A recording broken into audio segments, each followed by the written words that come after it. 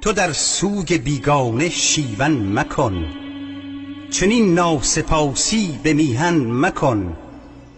به نابخردی جشن دشمن مگیر، ز ایرانیان نیست فطر و قدیر.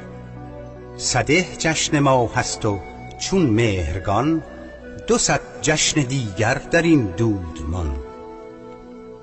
تو را رهبران عرب را چه کار، نجف یا دمشق و حلب را چه کار. به کشور فراوان سپهدار هست، در ایران ما شاه بسیار هست. به سان خشایار و نوشیروان، هزاران هزارند نامآوران. چو کوروش، چو نادر، چو بهرام و گیو، گذاریم جای امامان و دیو.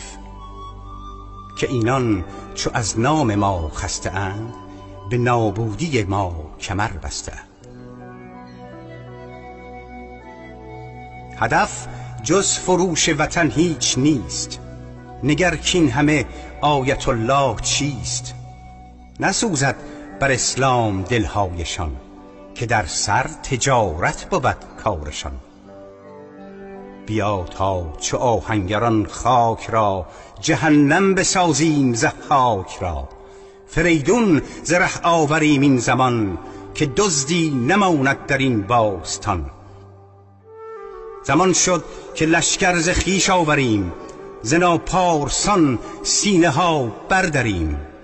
زنیم آنچنان سر ز اشغالگر، که بر شانه یادی نماند ز سر. نژادی ندیدم همانند خویش، که بر دین دهد جان فرزند خویش.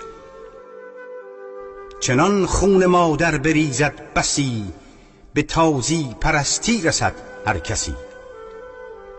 به سر آنچه آمد ز ویرانگران، نشاید ز سر با گذشت زمان. نه هرگز فراموش خواهیم کرد، نه هرگز بداریم دست از نبرد. ولایت ز خورشید و شیر است و بس، که زین برتر اندیشه ناید ز کس.